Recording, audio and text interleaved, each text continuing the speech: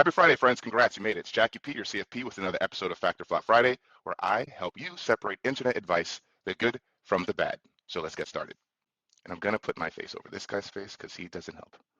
I want to build a relationship with Navy Fed. This is really, really deep stuff. Anybody know what a pledge loan is? If I have $3,000, I'm going to put in $3,000 and tell them that I want to do a loan, a secure loan. No hard pull. You just got a secure loan with Navy Fed. After you get the loan, you pay it off 99% in 2 days. So then you leave a balance of 20 bucks. At the end of the month, what do you have? A 99% paid off loan. And that boosts you up 20 points. And it goes into your credit factor. Do that twice. I recommend doing one for $7,000 and then one for $3,000. All right, so this gentleman is talking about a secure line of credit hack. No matter if you're doing a secured loan, a mortgage, a credit card, the banks will do a hard pull on your credit, so that will be a hit. However, since you're doing a secured loan, the whole purpose of it is protecting the bank. So they do take your money, 5,000, 10,000, whatever you call it, and put it in a locked account. Loans are not reported by percentage of use on your credit report, only accounts that are revolving balances. So paying it down to 99% really won't make a difference for you. You will get a bump if you have paid off loans on your credit report. Another important thing about building credit is making sure you have an established long credit history.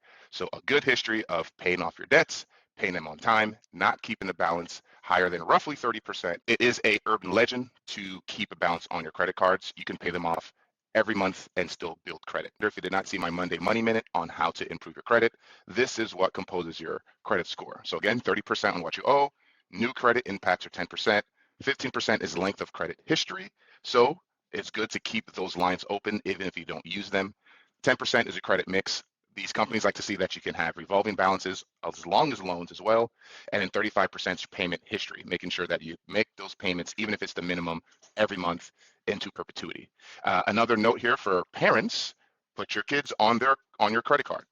This is a good way to build credit for them, as long as you're responsible and you don't ruin it. So this is a two-way street. But if you have good credit habits, you can get your kids set up for success in the future. By the time they get 18, they have 18 years of credit history, and they'll have a perfect score as adults. So obviously this is a flop. This guy is just making up stuff and throwing numbers out the window.